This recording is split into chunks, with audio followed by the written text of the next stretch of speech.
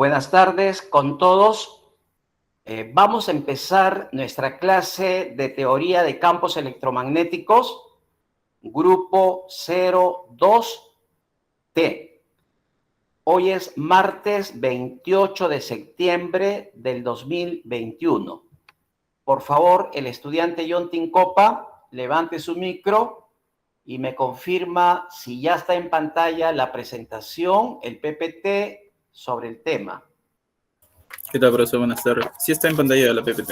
Gracias. Ya, gracias. Voy a poner en pantalla completa. Un momento. Listo. Bien. El tema que corresponde a esta semana, estamos en la semana 4, ¿ya? De este ciclo 2021B. El tema que corresponde es el campo electrostático en medios dieléctricos. Hasta la semana anterior hemos estado desarrollando electrostática en el vacío. Lo que vamos a ver a continuación es electrostática, pero en medios materiales. Y de manera particular, vamos a ver electrostática, pero en medios dieléctricos. ¿De acuerdo? Ese es el tema de esta semana. Para el desarrollo de este tema, nos estamos formulando las siguientes preguntas fundamentales. ¿Ya? Voy a leer la primera. ¿Qué son los dieléctricos? ¿Cuáles son las clases de dieléctricos? Pregunta 2. Explique qué es la constante dieléctrica de un dieléctrico. Pregunta 3. Mencione algunas aplicaciones de los dieléctricos en la ingeniería. Pregunta 4. ¿Cómo se comporta un dieléctrico cuando es sometido a un campo eléctrico externo? ¿Qué es polarización en un dieléctrico? Pregunta 5. ¿Qué es la disrupción, ruptura o perforación de un dieléctrico? ¿Y qué es la rigidez dieléctrica? Pregunta 6. ¿Cuál es la rigidez dieléctrica para los materiales dieléctricos más utilizados? Pregunta 7. ¿Por qué son importantes los dieléctricos? Pregunta 8. ¿Cómo se define la densidad superficial de polarización y la densidad volumétrica de polarización? Pregunta 9.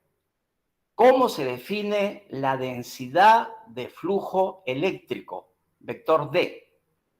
Y la pregunta 10.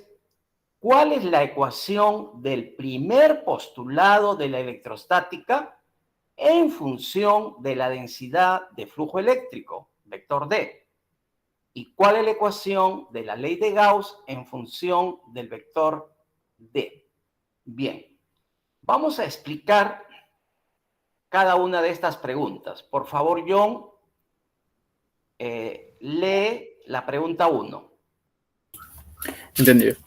¿Qué son los dieléctricos y cuáles son las clases de dieléctricos?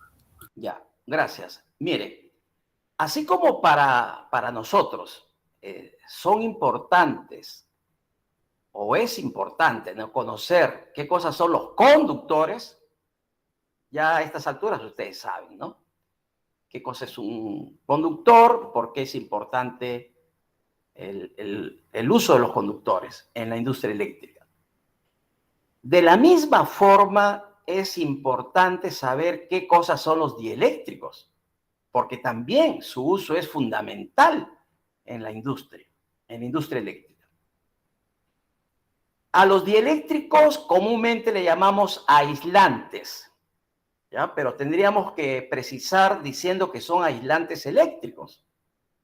Entonces, para no decir aislantes eléctricos, simplemente diremos dieléctricos. Los dieléctricos son materiales que se caracterizan porque no conducen las cargas eléctricas. Idealmente, ¿eh?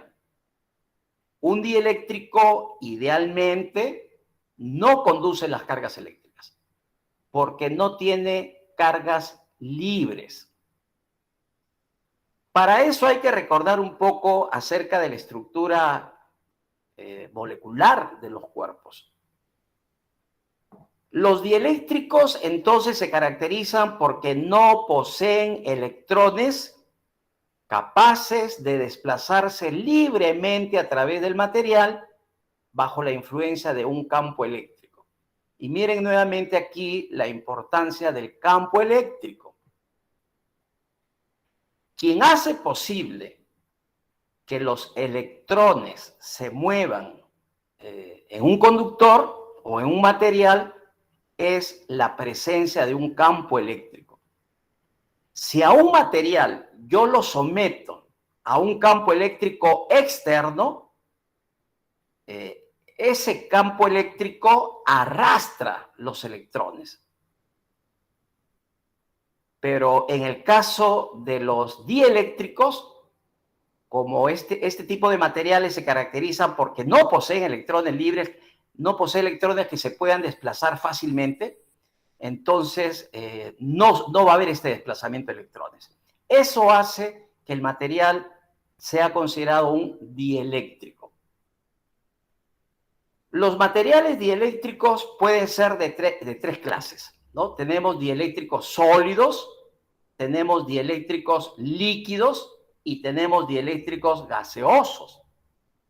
Y de estas tres clases se utilizan en la industria eléctrica. En el caso de los dieléctricos sólidos, entre los más utilizados tenemos los polímeros industriales, que son de diversos tipos. Además de los polímeros, tenemos la mica, también es un dieléctrico sólido, el papel, el cuarzo, el caucho, el vidrio, la cerámica o porcelana y el germanio. Esos son, digamos, los materiales sólidos dieléctricos más utilizados en la industria eléctrica. Entre los dieléctricos líquidos tenemos el aceite mineral, muy utilizado en los transformadores, por ejemplo. También son dieléctricos líquidos la glicerina, la goma y el agua. Pero cuando hablamos de agua, se refiere al agua pura. Porque el agua potable, que es la que utilizamos frecuentemente, ya todos sabemos que ese es conductor, por la presencia de sales que tiene el agua potable. Pero si el agua es pura, entonces se trata de un dieléctrico líquido. En el caso de los dieléctricos gaseosos, aparte del aire, el que se utiliza en la industria eléctrica es el famoso SF6, o llamado también hexafluoruro de azufre. Bien, entonces los materiales dieléctricos o aislantes se presentan como sólidos, como líquidos o como gases. Acá mostramos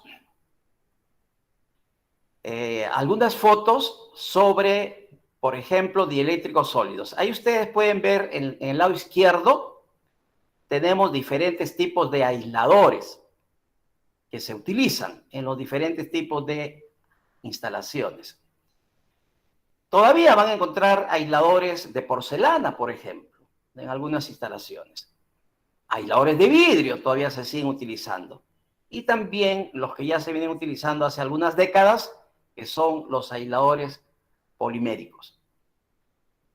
Va a depender, pues, del nivel de tensión, cuál de ese tipo de aisladores es el que más se recomienda. Y también tiene que ver mucho con el costo del material. En el caso de los dieléctricos líquidos, ya hemos mencionado el aceite aislante, muy utilizado en los transformadores. La glicerina también es un buen aislante líquido. Y la goma, que es muy utilizado también como aislante. Y acá tenemos, bueno, como es un gas, ahí mostramos la foto de los recipientes que contienen al famoso SF6, el hexafluoruro de azufre, que entre los gases es el mejor aislante que conocemos. En estas famosas subestaciones GIS que están muy de moda desde hace algunos años, se está utilizando este elemento. Hay cuestionamiento, por supuesto, por el tema ambiental, pero como aislante es muy bueno. Por eso es su uso en los diversos tipos de instalaciones, básicamente de media tensión y de alta tensión. Bien. Vamos a la parte matemática, que siempre es importante, ¿ya?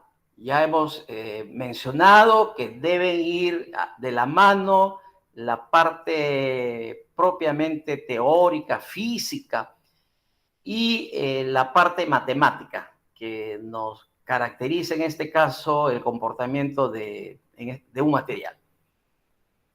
Acá en la pregunta 2 nos dicen que, o nos piden que expliquemos qué es la constante dieléctrica de un dieléctrico. Para nosotros conocer a un material dieléctrico, necesitamos saber cuánto es el valor de su constante dieléctrica. Y también necesitamos saber cuál es el valor de su rigidez dieléctrica. Estos dos valores son importantísimos para poder caracterizar a los materiales dieléctricos. En lo que corresponde a la constante dieléctrica, es un valor que depende de la naturaleza del material dieléctrico y además de la temperatura a la que se encuentra este material dieléctrico. Estos valores que ustedes ven en la tabla ya han sido determinados, por supuesto, en forma experimental. Ahí se muestra esa tabla de constantes dieléctricas de varios tipos de materiales a una temperatura de 20 grados centígrados. Para el caso del vacío y el aire, la constante dieléctrica es 1. El aire se considera también aproximadamente 1. Es el valor referencial. Por si acaso, a esta constante dieléctrica se acostumbra a representarlo con la letra K. ¿Ya? Entonces, en el caso del aire y el vacío, la constante dieléctrica vale 1. Si, por ejemplo, hablamos del polietileno, la constante dieléctrica en este caso vale 2,25, lo que significa que ese material será el doble de aislante respecto al aire o vacío, 2,25, un poco más del doble. En el caso de la mica, por ejemplo, vean en la tabla, la mica está en la parte central. En el caso de la mica, su constante dieléctrica varía de 3 hasta 6, dependiendo del tipo de mica. Si su constante fuese 3, lo que significa que en este caso su nivel de aislamiento sería el triple respecto al aire. Si fuera 6, sería 3 veces más, perdón, si fuera 6, sería 6 veces más aislante respecto al aire o vacío. El cuarzo, su constante eléctrica, 4,3. El vidrio, miren en el caso del vidrio, hay diferentes tipos de vidrio, por supuesto. Su constante dieléctrica varía de 5 hasta 10. Sí, hay algunos tipos de vidrio cuya constante vale 5. Por lo tanto, ese tipo de vidrio sería 5 veces más aislante respecto al aire. Y si su constante es 10, sería 10 veces más aislante respecto al aire. Y ustedes ven ahí al final de la tabla, el agua pura se entiende, su constante dieléctrica es 80,4. Por lo tanto, el agua pura es 80 veces más aislante respecto al aire. El aire es dieléctrico, el aire es aislante. Pero fíjense, el agua 80 veces más aislante respecto al aire. Bien, continuamos. Lee la pregunta 3, por favor, John. Entendido. Menciona algunas aplicaciones de los dieléctricos en la ingeniería. Ya, gracias. Bueno, ahí hemos mencionado, acá estamos mencionando algunas aplicaciones. Para el caso de la ingeniería eléctrica, que es lo que nos interesa básicamente, los dieléctricos se utilizan, por ejemplo, para la fabricación de capacitores. Ya hemos hablado varias veces sobre este tema de los capacitores. Su compañero también, Melvin, nos explicó la semana pasada. Los capacitores, dependiendo del tipo de dieléctrico que se coloque en su interior, tendrá una capacitancia cada vez mayor. Y eso lo comprobó Faraday haciendo sus experimentos. Entonces, los dieléctricos los vamos a encontrar, ¿no?, en la fabricación de los capacitores. Los dieléctricos también los vamos a encontrar en la fabricación de los aisladores utilizados en las líneas de media tensión y de alta tensión. Ahí los vamos a tener utilizándose los dieléctricos en los aisladores. También en los diferentes tipos de cables que se utilizan, de los cables eléctricos. Ya ustedes saben, la parte externa del cable es el aislante. Básicamente los cables de media tensión, baja tensión. Lo que es propiamente conductor, el conductor ya sabe que está en el interior de los cables, ¿no? Y esto está cubierto por un material aislante. Ahí estamos utilizando los dieléctricos. De igual forma, los dieléctricos los van a encontrar en la fabricación de los transformadores, ¿ya? Para cubrir los bobinados. De la misma forma, vamos a tener la utilización de los dieléctricos en la fabricación de los diversos tipos de instrumentos eléctricos que conocemos. En el caso de la ingeniería electrónica, también la utilización de los dieléctricos es importantísimo. Por ejemplo, en la fabricación de los cables de fibra óptica, que son muy utilizados para las telecomunicaciones. De la misma forma, en casi todas las carcasas de los equipos electrónicos y los instrumentos electrónicos que se conocen. Bien. Por eso decíamos al inicio de este tema de que conocer los dieléctricos es importantísimo. Acá tenemos, miren las fotos, otras aplicaciones de los materiales dieléctricos. Por ejemplo, ya ustedes saben, los utilizamos en los famosos EPP, ¿está bien?, en los elementos de protección personal. Los diferentes tipos de elementos de protección personal están fabricados con dieléctricos. Y dependiendo del nivel de tensión al cual vamos a estar sometidos, vamos a tener diferentes tipos de EPP. Bien, en la parte derecha ahí tenemos algunas fotos de la fibra óptica y de algunos cables que utilizan los materiales dieléctricos.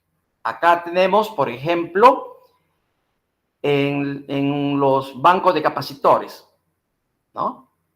Ahí se muestra, es un banco bastante grande, ¿no?, de capacitores. En el interior de esos capacitores, ahí se está utilizando los dieléctricos para aumentar la capacitancia de dichos capacitores. El capacitor, el dieléctrico tiene la capacidad de incrementar K veces la capacitancia de un capacitor, K veces. Bueno, ahí tenemos más aplicaciones de los materiales dieléctricos. Ustedes conocen ese tipo de objetos. Todos esos son fabricados con materiales dieléctricos o aislantes. Bien, continuamos con la parte teórica. Por favor, John, lee la pregunta número 4. Estoy bien. ¿Cómo se comporta un dieléctrico cuando es sometido a un campo eléctrico externo? ¿Qué es la polarización? Ya, gracias. Miren, acá sí, por favor, mucha atención, ¿ya? Porque a nosotros nos interesa saber qué ocurre, ¿no? ¿Qué ocurre con un dieléctrico? ¿Qué ocurre con un aislante cuando es sometido a un campo eléctrico? Un material dieléctrico seguirá siendo dieléctrico, pero hasta un determinado nivel de tensión o hasta un determinado valor del campo eléctrico. Por favor, eso también hay que tomarlo en cuenta. No puede haber, pues, un dieléctrico en absoluto, ¿no? Un material es dieléctrico de manera relativa. Bueno, expliquemos qué pasa con un dieléctrico cuando es sometido a un campo eléctrico externo. Miren la figura que está en la parte inferior. Ahí tenemos una porción de material dieléctrico, pero ese dibujo que aparece ahí corresponde al momento que ya actuó sobre ese material un campo eléctrico externo. Fíjense que las moléculas que constituyen a ese material dieléctrico se han ordenado en una misma dirección. Eso ocurre debido a la presencia del campo eléctrico. El campo eléctrico origina justamente ese ordenamiento de las cargas al interior de ese material dieléctrico.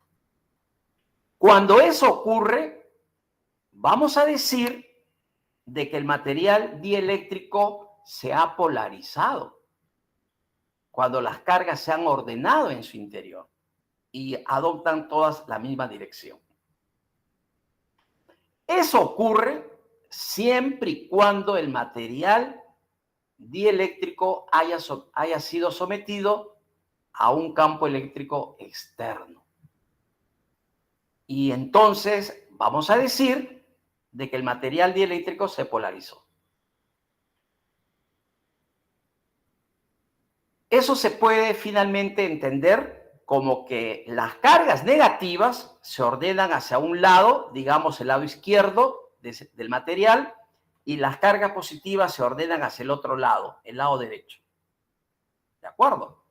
Hacia un lado las cargas negativas, hacia el otro lado las cargas positivas. Ahí vamos a decir que el material está polarizado. Y si aumentamos el valor del campo eléctrico externo, si lo aumentamos, en algún momento esas cargas empezarán a desplazarse. Y el material dejará de ser dieléctrico y se convertirá en conductor. Si es que varío el campo eléctrico externo aplicado. Bien. Entonces, así se comporta un material dieléctrico cuando es sometido a un campo eléctrico externo. Bien. Para el caso que el material dieléctrico deje de ser dieléctrico y se convierta en conductor, vamos a decir que en ese momento se habrá producido la ruptura o la perforación o la disrupción de ese material dieléctrico. Ya, acá en la pregunta 5 nos están pidiendo, nos están preguntando qué cosa es la disrupción, ruptura o perforación de un dieléctrico. Y luego, ¿qué cosa es la rigidez dieléctrica? Bien, en principio, la ruptura o perforación o disrupción de un dieléctrico es un efecto o fenómeno físico. ¿De acuerdo? En principio. La disrupción o ruptura o perforación de un dieléctrico es un fenómeno físico que se presenta cuando el campo eléctrico en un dieléctrico es suficientemente grande y comienza a jalar los electrones para desprenderlos de las moléculas y el dieléctrico se vuelva conductor. Cuando ocurre eso, vamos a decir que se ha producido la ruptura o perforación o disrupción del dieléctrico. Y ahí vamos a hablar de la famosa rigidez dieléctrica. Miren en el último párrafo, ahí está definido la rigidez dieléctrica. Y mucha atención con lo que vamos a decir, ¿ya? Se denomina rigidez dieléctrica al valor mínimo del campo eléctrico al que ocurre la disrupción dieléctrica. Es una forma de definirlo, ¿ya? La rigidez dieléctrica es el valor mínimo del campo eléctrico al que ocurre la ruptura o disrupción del dieléctrico. Pero también se puede decir, ojo, que la rigidez dieléctrica es el campo eléctrico máximo que puede tolerar o soportar un dieléctrico para que siga siendo dieléctrico. Ya le dejo a decisión de ustedes cuál de esas definiciones mejor lo entiende. Es el valor, la rigidez dieléctrica es el valor mínimo del campo al que ocurre la disrupción. Es decir, es el valor mínimo para que el dieléctrico se convierta en conductor. O también decimos que es el valor máximo del campo eléctrico para que el dieléctrico siga siendo dieléctrico. Bien. Acá en esta tabla, mucha atención, estamos dando el valor de la rigidez dieléctrica para los materiales dieléctricos más utilizados. Tenemos para el caso del aire, el nylon, el aceite, el papel, etcétera, etcétera. El valor referencial, por supuesto, para el aire. El aire es un aislante, es un dieléctrico. Su rigidez dieléctrica para el caso del aire es 3 por 10 a la 6 voltios por metro. Ya esto lo hemos comentado desde que empezamos este curso. Para que se produzca, miren, voy a pasar a la siguiente lámina. Acá estas fotos las hemos ya analizado desde el inicio del curso. Ahí tenemos una descarga atmosférica. ¿Está bien? La primera foto. Para que eso ocurra, el aire se ha tenido que volver conductor.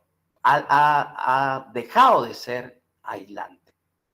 Y para que ello ocurra, regresamos a la tabla, miren, el valor mínimo del campo eléctrico para que el aire deje de ser dieléctrico y se convierta en conductor es 3 por 10 a la 6 voltios por metro.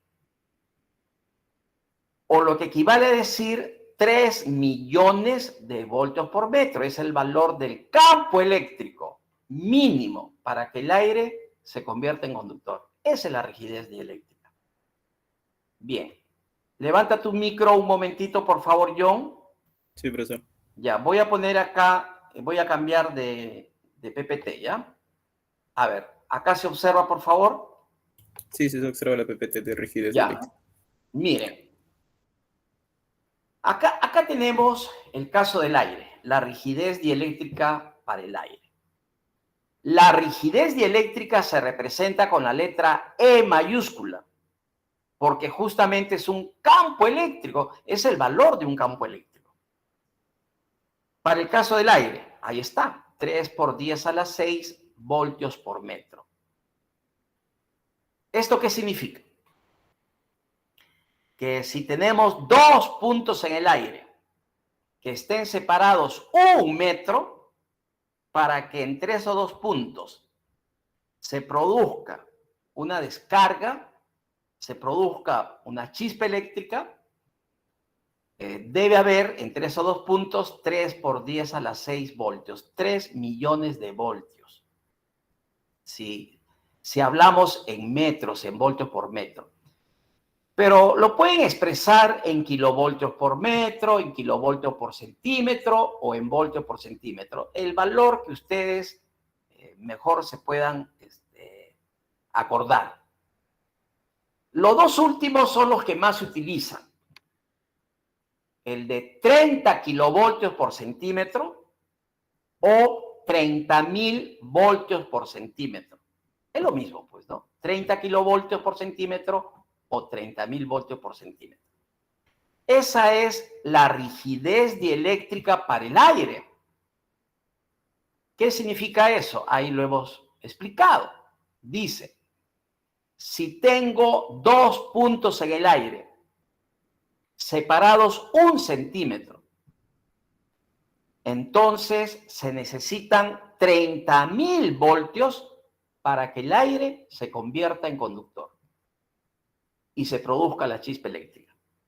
Si yo tengo dos puntos en el aire separados 1 centímetro, entre esos dos puntos yo necesito una diferencia de potencial de 30.000 voltios. ¿Está bien? Voy a regresar a la lámina anterior. Esto lo habíamos explicado también en un momento, en algún momento, un ratito.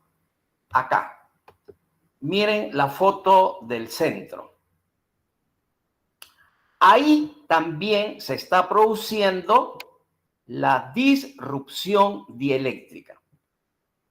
La ruptura o perforación del aire, sino que esta foto del centro corresponde a un experimento de laboratorio.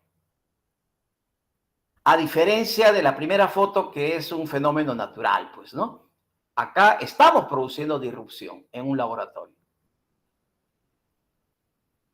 Pero para que esto ocurra, necesitamos en condiciones normales 30.000 voltios por centímetro. 30.000 voltios por centímetro. Si aquí hubiese 50 centímetros de separación entre estos electrodos esféricos, si hubiera 50 centímetros, entonces habría que multiplicar 30.000 por 50. Imagínense, estaríamos hablando de 1.500.000 voltios. Se necesitan niveles de tensión altos. Por eso es que en las descargas atmosféricas ya hemos dicho que se están produciendo millones de voltios para que eso haya ocurrido. Bien, entonces, por favor, si tienen buena memoria, hay que recordarse este valor para el caso del aire, la rigidez dieléctrica del aire. 30.000 voltios por centímetro. Si no lo sabían o no se acuerdan, por favor traten de memorizar este valor. Es importantísimo. 30.000 voltios por centímetro. Y acá hemos puesto otro caso, miren, para el caso del vidrio.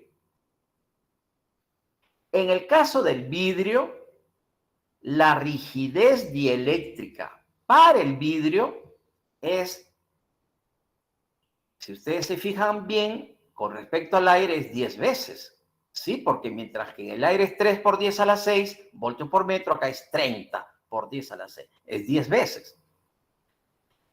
Si lo convertimos a voltios por centímetro, estaríamos hablando de 300.000 voltios por centímetro. Ahora ya queda bien, debería quedar bien claro por qué, por ejemplo, se utiliza el vidrio para la fabricación de aisladores. Si yo utilizo vidrio, miren, se necesitaría 300.000 voltios por cada centímetro de vidrio, de espesor de vidrio, para que pueda convertirse en conductor dicho material, para que circule corriente, en otras palabras. 300.000 voltios por centímetro. Esa es la rigidez dieléctrica para el caso del vidrio. ¿Está bien? Si fuera otro material, ven en la tabla el valor respectivo. Vamos a regresar acá a la tablita. Esta tablita es importantísima para los que van a trabajar haciendo proyectos. Esta tablita la van a tener a la mano siempre. Porque de acuerdo a la rigidez dieléctrica del material, se seleccionará, por ejemplo, el tipo de aislante a utilizar en cada proyecto, ¿no? Eso va a depender, por supuesto, del nivel de tensión. Por eso ustedes habrán visto de que la cadena de aisladores, el número de aisladores va a depender del nivel de tensión. Por supuesto que pueden utilizar otro material también. Para eso ustedes necesitan esta tabla de rigidez dieléctrica y también esta tabla anterior. Vamos a mostrar nuevamente esta tablita de la constante dieléctrica. Por lo tanto, para conocer el comportamiento de un material dieléctrico, yo necesito, por favor, su constante dieléctrica y necesito su rigidez dieléctrica del material que se ha utilizado para fabricar este dieléctrico. Bien, vamos a continuar. Lee la pregunta número 7, por favor, John. ¿Por qué son importantes los dieléctricos? Ya, gracias. Mire, por supuesto que acá solamente se han mencionado algunas de las razones por las cuales los dieléctricos son importantes. Tienen muchísimas aplicaciones los dieléctricos. Bueno, la más conocida, que nos permiten, pues, protegernos de la corriente eléctrica o de las descargas eléctricas. Ahí hemos mencionado algunas. Primera, dice, proporcionan una mayor resistencia a la ruptura del aire. Ese es para el caso de los capacitores, ¿no? Proporcionan una mayor resistencia a la ruptura del aire. Aumenta la capacitancia de un capacitor. Lo aumenta cada veces. Si su constante eléctrica es 5, entonces se está aumentando la capacitancia del capacitor 5 veces. Proporciona un medio mecánico para mantener la separación constante entre las placas de un capacitor, evitando que haya contacto entre los conductores. Eso es importantísimo, ¿no? Porque si no, los conductores estarían al mismo potencial y no me van a permitir almacenar cargas. Bien. Lo que hemos puesto ahí en la nota también es importante para recordar lo que comprobó Faraday. Cuando Faraday hizo sus experimentos, comprobó varias cosas con dieléctricos, ¿eh? Comprobó varias cosas. No solamente que los dieléctricos aumentaban la capacitancia, sino que alteraban el valor del campo eléctrico, alteraban el valor de la diferencia potencial. Por supuesto, y también alteraban el valor de la capacitancia. Eso comprobó Faraday. Lo que ustedes tienen que analizar es qué pasa con cada una de estas cantidades. ¿Aumenta o disminuye? Pero de que altera el valor de la capacitancia, del campo eléctrico y de la diferencia potencial, los altera. La presencia de dieléctrico cambia el valor de la capacitancia, el valor del campo eléctrico y el valor de la diferencia potencial entre dos puntos donde se coloca el dieléctrico. Pregunta 8. Ya, pasamos más a la parte matemática. Dice, ¿cómo se define la densidad superficial de polarización y la densidad volumétrica de polarización? Bien, vamos a hablar de estas dos cantidades. Pero antes de eso, por favor, algo que también es importante. Habíamos hablado acá, hace un momento, ya, de la polarización. Ahí lo que ustedes ven en la figura es un material polarizado. Es simplemente el ordenamiento de cargas. Cuando las cargas se reordenan en el interior del material, entonces diremos del material dieléctrico. Cuando las cargas se reordenan en el interior del material dieléctrico, diremos que el material se polarizó.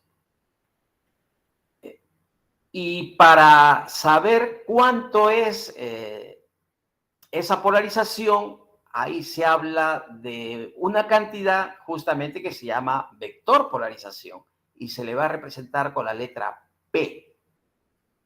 El vector polarización nos cuantifica qué tanto ha sido el nivel de polarización que se ha producido en ese material. Si sabemos eso, miren, entonces yo puedo calcular cuánto es la densidad superficial de polarización y cuánto es la densidad volumétrica de polarización.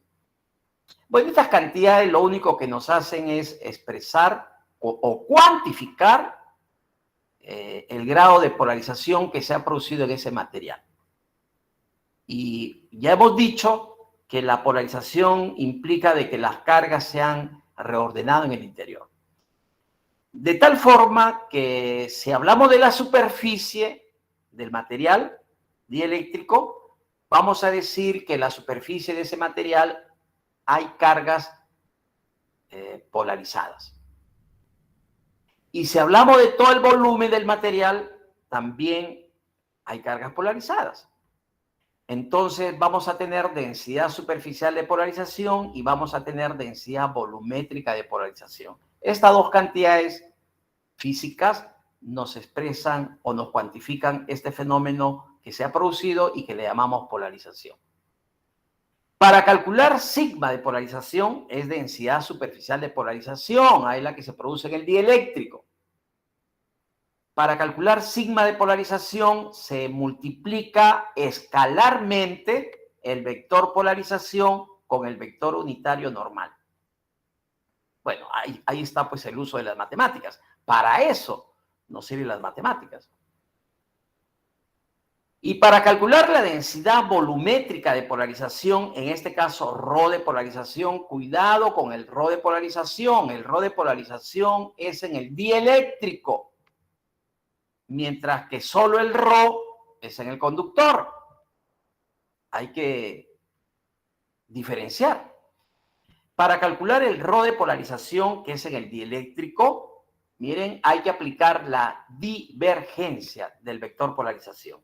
Ahí aparece el operador nabla acompañado de un puntito, esa es divergencia. Pero ojo que en este caso va con signo negativo. Bueno, ahí tenemos el uso de las matemáticas para poder hallar esta cantidad física llamada ρ de polarización y en el caso anterior sigma de polarización. Sigma de polarización mediante un producto escalar, esa es la matemática que nos explica esta cantidad, y para el ρ de polarización menos la divergencia del vector polarización.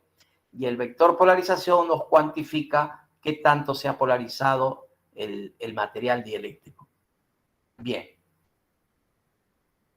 Pregunta 9. Dice, ¿cómo se define la densidad de flujo eléctrico o desplazamiento eléctrico? El famoso vector D.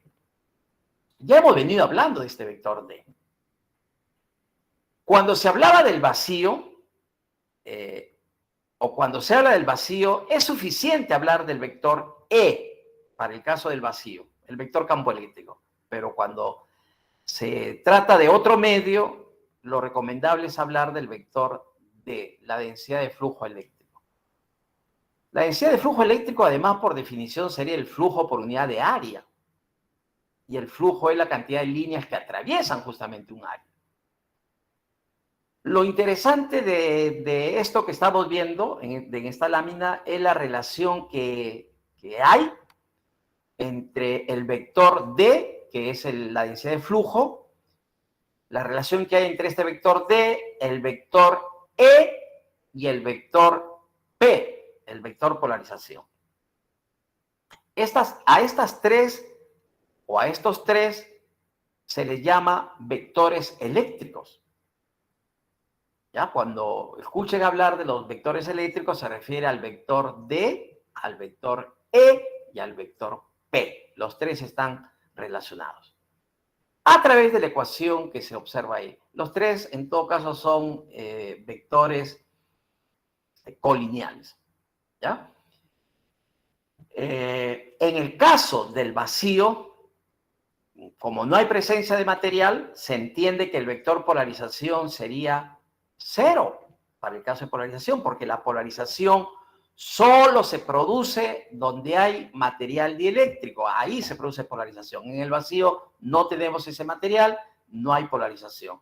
Por lo tanto, para el caso del vacío, se cumple que el vector D es epsilon sub 0 por el vector E, que ya hemos venido utilizando dicha relación. Y por último, miren, tenemos la ecuación de Maxwell, la forma general para la ecuación de Maxwell, que también ya la hemos venido utilizando, porque también se cumple para el caso del vacío. Pero esta es la ecuación de Maxwell en su forma general, que es válida para cualquier medio, incluyendo el vacío. La primera es la forma diferencial de la ley de Gauss, o también llamada primera ecuación de Maxwell. La de la divergencia para el vector D, igual a la densidad de carga volumétrica. Y la que está en forma integral es la ley de Gauss, que también corresponde a la primera ecuación de Maxwell, pero escrito en forma integral. Por lo tanto, cuando yo quiero, digamos, evitarme cualquier problema al momento de resolver una pregunta, se recomienda mejor trabajar con... Esta sería la ley de Gauss en su forma general, que la pueden aplicar en cualquier medio. Entonces, es preferible aplicar la ley de Gauss de esta forma, en función del vector D, y después hallar el vector E. Bien. Entonces, ya tenemos ahí la ley de Gauss, pero en su forma general, ¿ya? Y escrito en forma diferencial o escrito en forma integral. Lo único que, por favor, ahí hay que precisar es que la carga libre que se menciona ahí se refiere a la carga en el conductor. Y es la carga libre, la carga neta libre que encierra la superficie gaussiana. No se olviden que para aplicar Gauss, yo tengo primero que trazar la superficie gaussiana. Bien. Por favor, John. Sí, profesor. Ya, a ver, un minutito. ¿Me avisas un momento? Acá está en pantalla la primera práctica del 2020B. A ver, Sí, por profesor. favor. Sí está en pantalla. Ya, listo. A ver, voy a explicar, por favor, como había mencionado hace un momento. Voy a explicar la resolución del problema 2 de esta práctica calificada.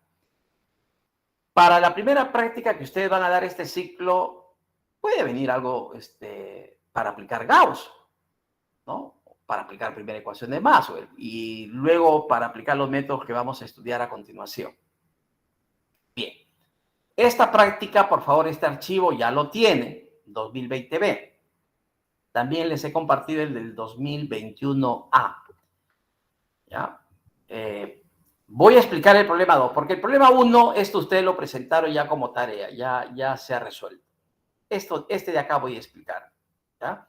A ver, por favor, John, dale lectura a esta pregunta, problema número 2. Por favor. Está bien, profesor. Problema número 2. En ρ igual 5 milímetros y otro ρ igual a 12 milímetros se van a localizar dos cilindros conductores coaxiales. La región entre los cilindros está llena de material dieléctrico perfecto y homogéneo. Si el cilindro interior está a 100 volt y el exterior a 0 volt, calcular. ¿Sigo leyendo las abscisas? Sí, por favor. Ya. Calcular la densidad de flujo eléctrico. eléctrico, vector D, y la intensidad de campo eléctrico, que es el vector E, en la región comprendida entre los cilindros conductores. B. ¿Cuál es el valor máximo de la intensidad de campo eléctrico en magnitud y en qué lugar ocurre? El potencial eléctrico phi en la región comprendida entre los cilindros conductores. Y por último, hacer la gráfica del campo eléctrico, su magnitud y en función de ρ o radio, ¿no? Si está en coordenadas cilíndricas.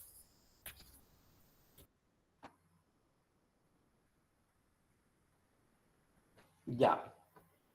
A ver, por favor.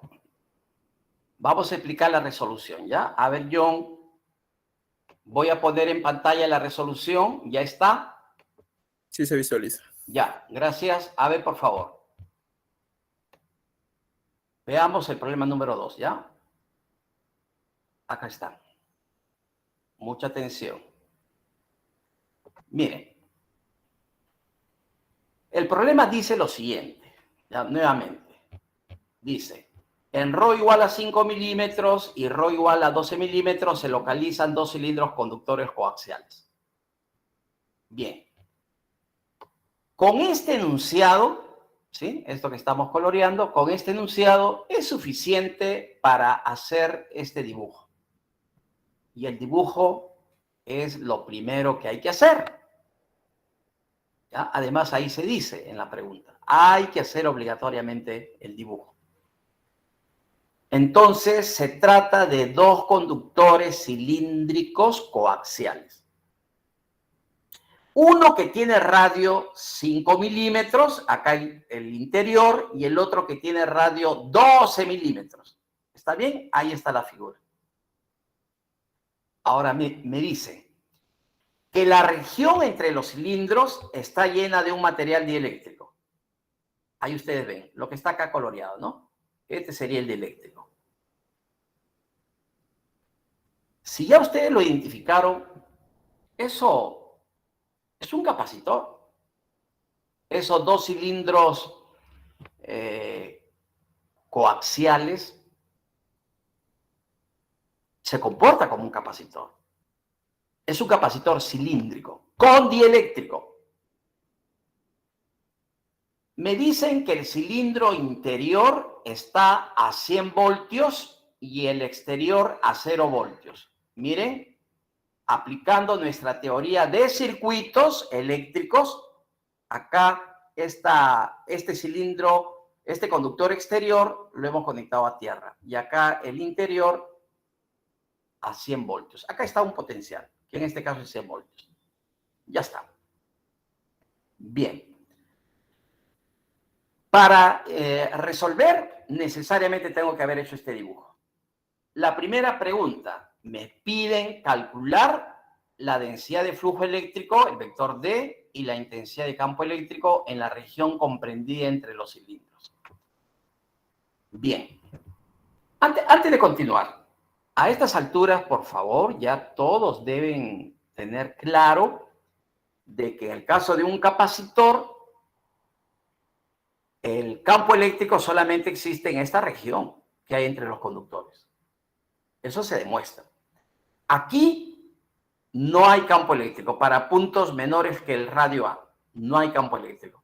Y para puntos exteriores tampoco hay campo eléctrico. Solamente existirá campo eléctrico en esta región, entre los conductores. Bien.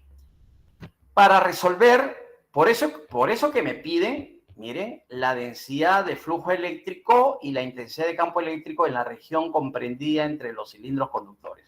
Por eso que solamente le piden en esa región. Porque no. En las otras regiones va a salir cero. Para resolver, aplicamos Gauss. ¿Está bien? Ley de Gauss. Ya hemos dicho, si son conductores y si son cilindros, y en este caso, como no nos mencionan nada, debo asumir que los cilindros son lo suficientemente grandes. Sí es posible aplicar Gauss. Pero vamos a aplicar Gauss en su forma general. Es esta ecuación. Miren, acá está esto de la integral. ¿Sí? integral cerrada de superficie de este producto escalar del vector D con el vector diferencial de superficie es igual a la carga libre encerrada por la superficie gaussiana. Por lo tanto, para poder aplicar la ley de Gauss, se tiene que dibujar una superficie gaussiana. Si no dibujan la superficie gaussiana, no se puede calificar esta pregunta, porque no se puede resolver, por favor. Porque hay que saber cómo están estos vectores. Miren acá la figurita. Acá está, miren. Acá están los vectores. Hay que dibujar los vectores. El vector D y el vector diferencial de superficie, hay que dibujarlos. No siempre van a formar 0 grados, ¿eh? No se confíen. No siempre. Bueno, en este caso forman 0 grados, pero no siempre. El vector D, en este caso, es radial saliente. ¿Y por qué radial saliente? A ver, John, levanta un ratito tu micro. Dígame, profesor.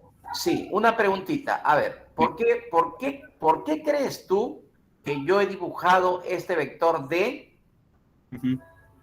¿Por qué lo he dibujado hacia afuera? Porque va hacia afuera. Sí, ¿por qué? Bueno, sería más por convención que va a salir. No, ni se te ocurra. Que no fuera. Uy, mejor que te haya preguntado. Por favor, no digan eso. No es convención. Cuidado. Me parece, profesor, un momento. Miren. A ver, recordemos un poco, ya. Recordemos un poco.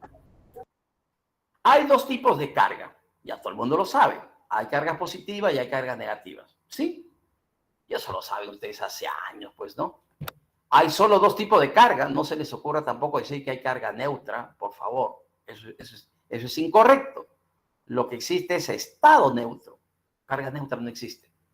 Solo hay dos tipos de cargas, positivas y negativas. Nada más, ¿eh? Así que no hay mucho esfuerzo por hacer.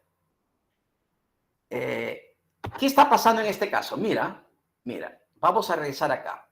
Mira, acá dice, si el cilindro interior está a 100 voltios, no me dicen menos 100, me dicen 100. ¿Qué significa?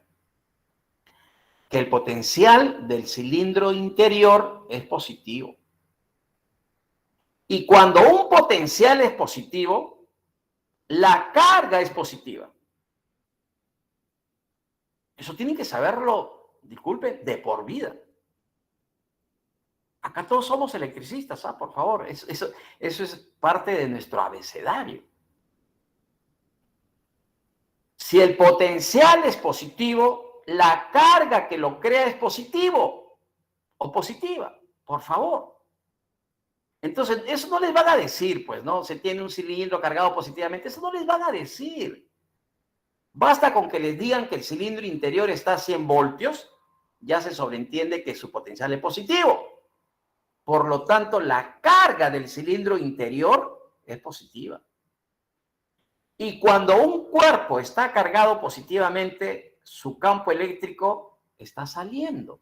Este vector D, de alguna forma, me representa el campo eléctrico, sino que exactamente la densidad de flujo eléctrico. Estoy parecido, ¿no? Porque el vector D y el vector E tienen la misma dirección. Y si quieren decirlo, tienen el mismo sentido. Por favor, ya tengan cuidado, ¿eh? Yo puedo ponerles el mismo problema en el examen y acá le pongo menos 100 y todos lo van a hacer mal. Todos. Cuidado, ¿eh? Cuidado. Entonces, no es que este vector D por convención se pone hacia afuera. No, por favor, no lo digan. No pueden decirlo eso ustedes, no pueden decir. Son electricistas. Entonces, el vector D está saliendo porque la carga del cilindro interior es positiva. ¿Y por qué la carga es positiva? Porque su potencial es positivo. Entonces, el vector D está hacia afuera. ¿Y por qué radial? Porque es un cilindro.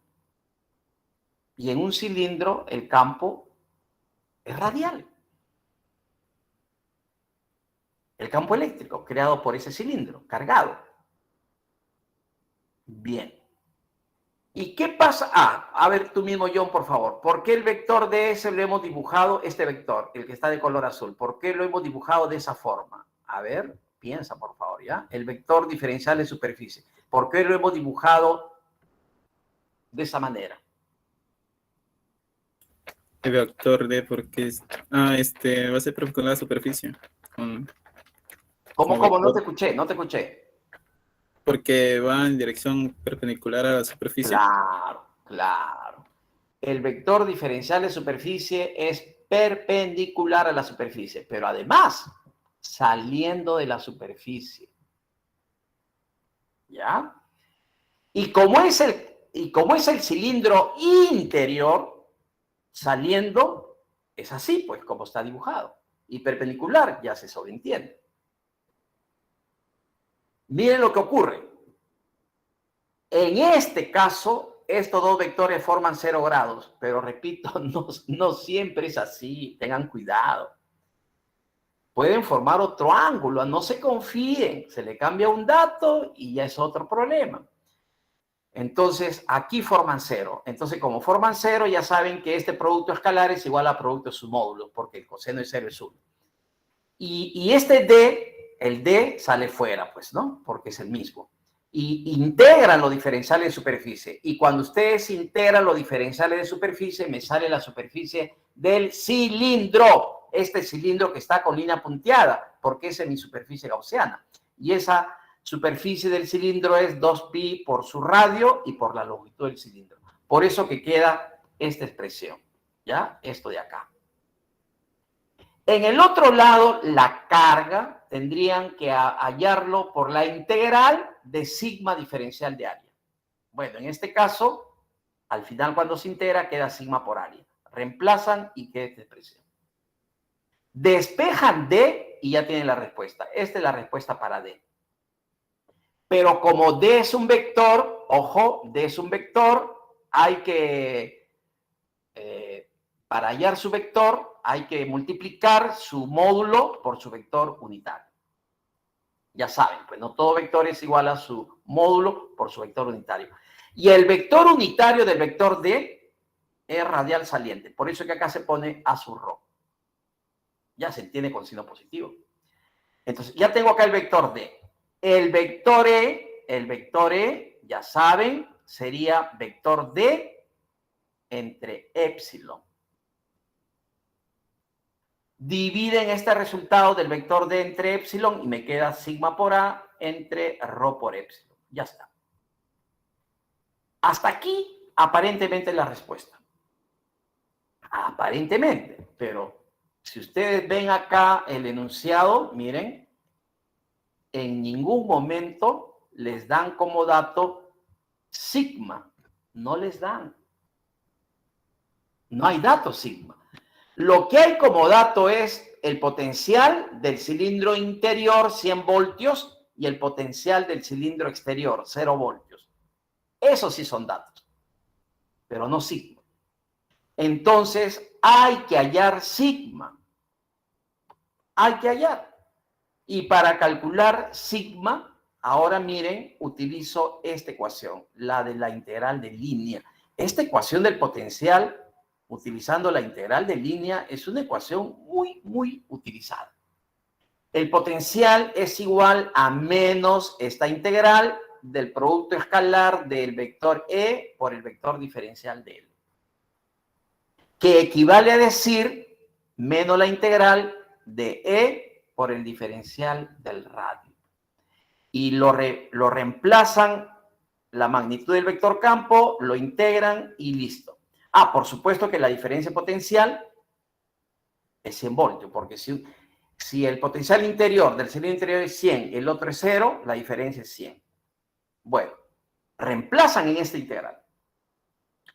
Evalúan la integral. Y de ahí sale sigma. Este es el valor para sigma. Hay que comprobar estos cálculos. Este es el valor de sigma. Cuando se reemplaza aquí, acá, en el vector D y en el vector E, entonces recién ahí tengo el resultado. Entonces se cumple que el vector D es igual a 114,28 sobre ρ. Y el vector campo, 114,20. Ah, pero acá está multiplicado por épsilon, ¿no? Por épsilon. Este es el vector D. Y el vector E es este resultado. Recién ahí ya tengo respondida la pregunta A. En la pregunta A nos pedían cuánto era el valor para el vector D, densidad de flujo, y cuánto es el valor para el vector E, intensidad de campo eléctrico, en la región comprendida entre los cilindros. Ya, esta es la respuesta. Segunda pregunta, dice, ¿cuál es el valor máximo de la intensidad de campo eléctrico en magnitud y en qué lugar ocurre? ¿Cuál es el valor máximo de la intensidad de campo eléctrico? Miren, el campo eléctrico está dado por esta expresión, 114,28 sobre ρ, ¿sí? Esta es la ecuación para el vector campo eléctrico. ¿Qué significa? Que el vector campo eléctrico varía en forma inversa al radio. Varía en forma inversa. Ahí está la ecuación, ahí está el resultado. Lo que significa que el campo es mínimo cuando ρ es máximo. O viceversa, ¿no? El campo es máximo cuando el radio es mínimo. ¿Por qué? Porque la relación es inversa, ¿sí o no? Es inversa. Bueno, valor máximo me piden del campo. El valor máximo del campo es cuando el radio es mínimo. Y solamente hay dos radios, uno de 5 y el otro de 12 milímetros. Entonces, acá estamos diciendo, ¿no? Que E alcanza su valor máximo cuando el radio es mínimo, 5 milímetros. Pero no hay que reemplazarlo como 5, hay que reemplazarlo por 0,005 metros, porque hay que trabajar en el sistema internacional. Y sale este resultado, 22.857,14 voltios por metro. Eso sería el valor del campo eléctrico máximo. Otra cosita, mire, esta ecuación, 114,2857 sobre ρ, esta ecuación se puede dibujar, se puede graficar. Miren, acá justamente es otra pregunta que nos hacen, ¿no? Miren, la región entre los cilindros es de 5 hasta 12, ¿sí? De 5 hasta 12. Cuando el campo, cuando el radio es 5 milímetros, lo que acabamos de calcular, esto de acá, 0,005 metros, el campo vale 22.000, ¿no? A ver, es lo que está acá. Miren, ¿no? Para este valor, 22.000. Aquí. Cuando es 12, el campo tiene otro valor. Este sería el mínimo. Acá es el máximo. Entre estos dos puntos, esta es la gráfica. Esta es la gráfica de E, magnitud del campo, en función de ρ. En las preguntas se está pidiendo hacer las gráficas de cómo varía el campo eléctrico en función del radio. Y para hacer esta gráfica completa, ya el alumno tiene que saber que para puntos menores que 5 milímetros no hay campo. Y si ustedes lo quieren calcular, les va a salir 0, si lo calculan bien. Y para puntos exteriores mayores que 12, el campo también es 0. Eso se demuestra con ley de Gauss. Pero si ya saben la teoría, solo hay que recordar que el campo solamente es aquí, en esta región entre los conductores. Y en esta región, el campo varía en forma inversa en función del radio. Esta gráfica también les piden realizar. Hay otra pregunta, a ver un momento. Acá hay otra pregunta. Me piden calcular el potencial eléctrico en la región entre los cilindros, el potencial.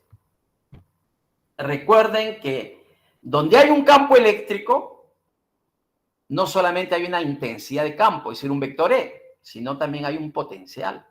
Y también hay una energía almacenada, una energía electrostática.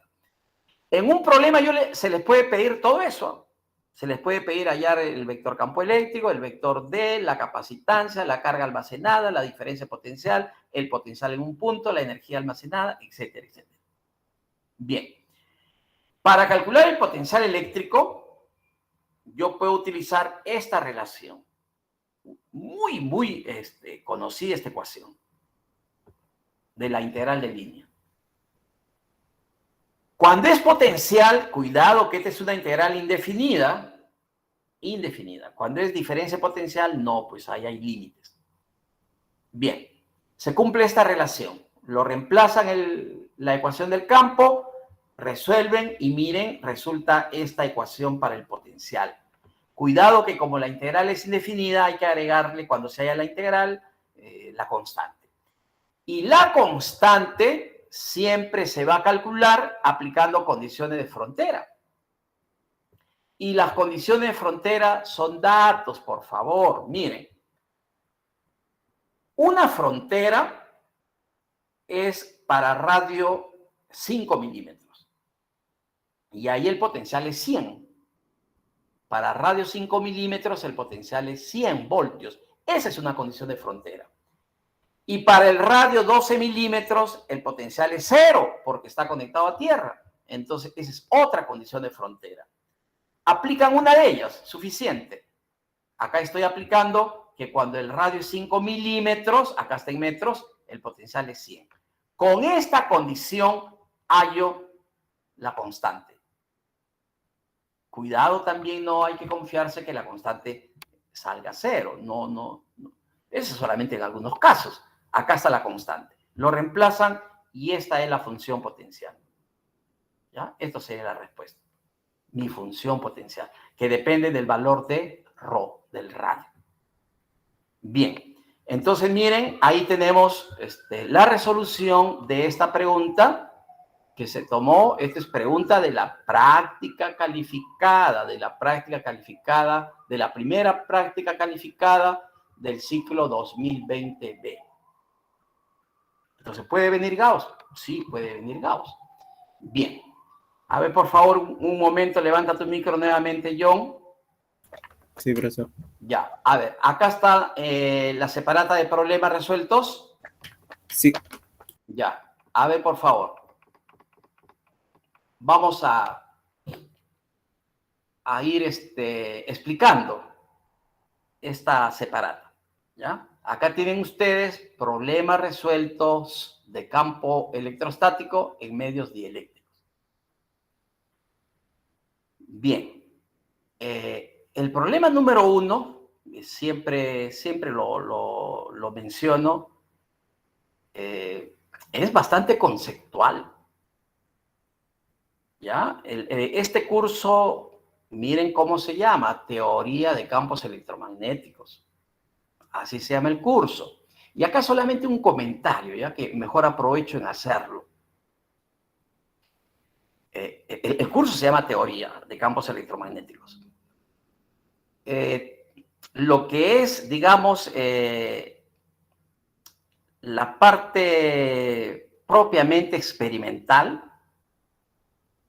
eso se debe hacer en el curso previo, por favor. En el curso de electricidad y magnetismo, por eso ustedes tienen teoría, práctica y laboratorio. Ahí se tienen que hacer los experimentos. Porque en el curso de electricidad y magnetismo uno va avanzando, como se dice, de lo simple a lo complejo.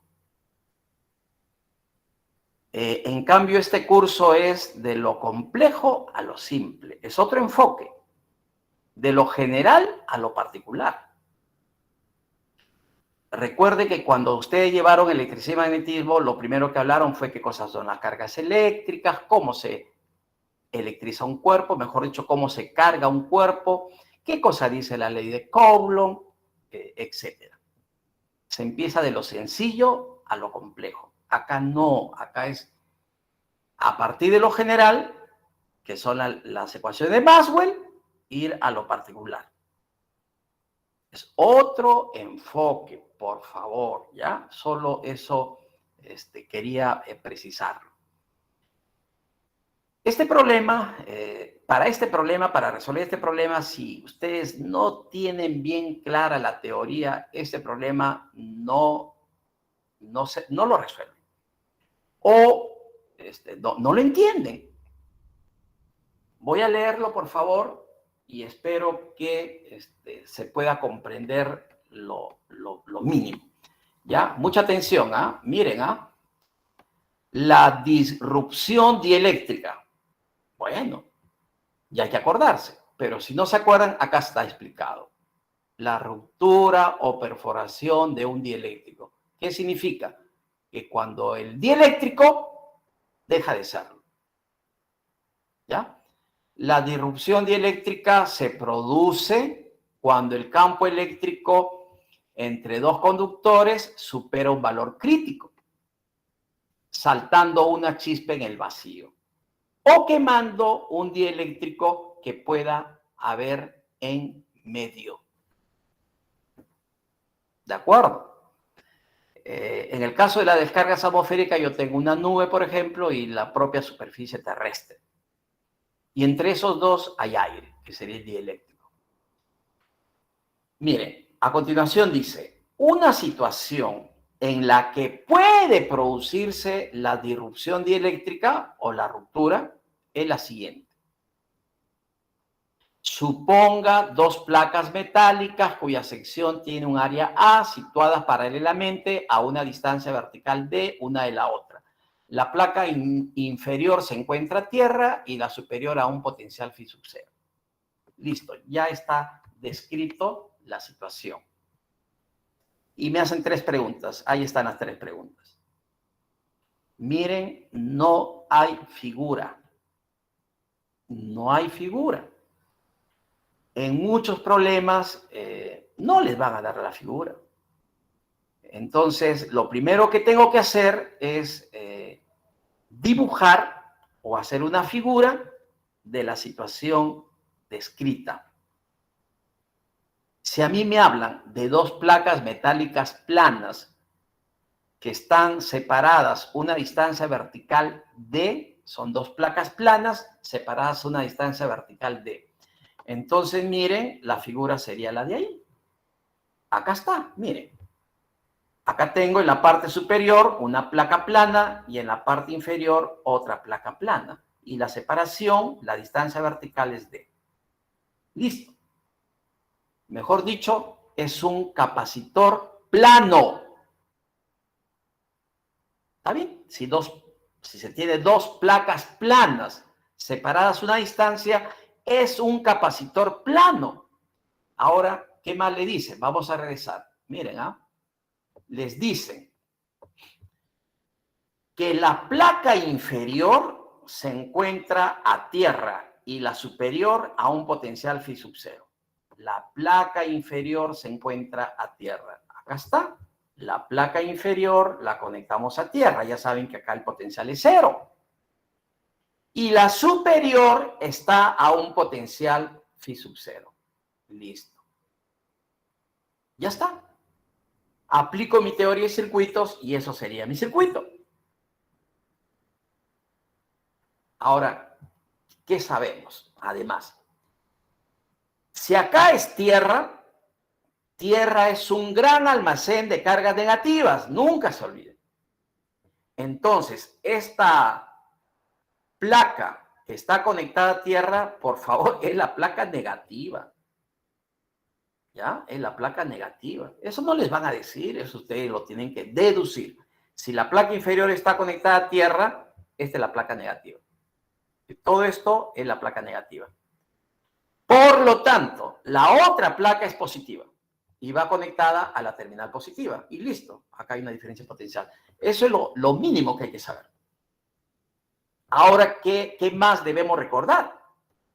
Si la placa superior es positiva y la placa inferior es negativa, entonces va a haber un campo eléctrico de arriba hacia abajo. Ahí está dibujado el campo eléctrico. ¿Por qué va hacia abajo? Porque la placa de arriba es positiva. La placa negativa, al estar conectada, la placa, perdón, inferior, al estar conectada a tierra, es la placa negativa. Y el campo va de más a menos. Listo. Si hemos logrado hacer esa figura, de verdad, ya está prácticamente la mitad del problema resuelto, solo con la figurita, porque y ya entendí de qué se trata. Entonces tenemos ahí un capacitor plano cargado, porque como está conectado a una diferencia potencial, el capacitor se ha cargado, pero es un capacitor plano. Ahora, ¿qué más nos dicen? Miren, vamos a regresar acá. Pregunta A, miren, mucha atención. Sobre la placa inferior se encuentra depositada una chapa que podemos suponer plana y de espesor despreciable de área sub cero. Bueno, ¿qué significa esto? Una chapa es una placa pequeña. Sobre la placa inferior se encuentra otra placa pequeña. La pregunta es, halle la carga que se deposite en la chapa. Halle la carga que se deposite en la chapa. Acá está. Lo hemos graficado acá, una pequeña placa que la hemos colocado sobre la placa inferior. Entonces la pregunta es cuánto vale esta carga o cuánto es la carga que adquiere esa chapa. Bien. Acá hay dos partes que tienen que estar ya bien claras. Bueno, la parte teórica y la otra es qué ecuación matemática utilizo para hallar la carga. Para calcular la carga a estas alturas, creo que ya todo el mundo sabe, pues, ¿no? Para hallar la carga, utilizo esta integral. ¿Y por qué sigma por diferencial? La integral de sigma por diferencial de área. ¿Por qué? Porque es una placa. Cuando me dicen una chapa pequeña, es una lámina, es una placa. Entonces tengo que aplicar esa ecuación. Carga es igual a la integral de sigma diferencial de área. Bueno, esa ecuación tiene que tenerla en algún lado. Esa es la parte matemática, ¿no? Pero la parte física aquí es lo más importante. ¿Qué hay que recordar? A ver, por favor. A ver, John, siempre en este caso contigo para ir consultándote.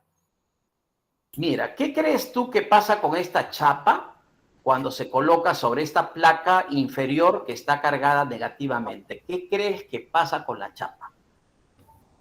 Se comienza a electrificar también en forma negativa. Correcto. También se empieza a electrificar. Se empieza a electrizar, para ser el término exacto. Se empieza a electrizar. Se empieza a cargar. Y esa forma es electrización por contacto. La teoría dice, porque ustedes esto lo han estudiado, y lo han estudiado en secundaria, después en la pre, después en el ciclo anterior. Hay básicamente tres formas de electrizar a un cuerpo, de cargarlo a un cuerpo. A un cuerpo se le puede electrizar o cargar por contacto. Se le puede electrizar por frotamiento. Y también se le puede electrizar a distancia, por inducción. Son las tres formas más conocidas de electrizar a un cuerpo. Por contacto. Bueno, el más antiguo, frotamiento, en la época de los griegos, pues, ¿no? Con el famoso ámbar, la piel de gato, que seguramente ustedes lo han escuchado. Entonces, aquí la chapa, la pequeña placa, se carga por contacto. ¿Y qué hay que recordar? Que cuando un cuerpo se carga por contacto, adquiere una carga del mismo signo. Es decir, si la placa inferior es negativa, la chapa se carga negativamente. Eso es teoría. Por supuesto, eso también se hace en los experimentos. Si eso lo recuerdan, entonces ya ustedes saben que la chapa se va a cargar y se va a cargar negativamente. Mire, cuando hacen el cálculo, acá está. Van a hallar este resultado. Pero repito, la matemática, eso no es problema, pues. Para que ustedes desarrollen esta integral, bueno, todo el mundo lo hace, pues, ¿no? Se puede hallar esa integral. Este es el resultado. Pero lo que para tener la certeza que esta es la respuesta correcta, tienen que recordar la teoría.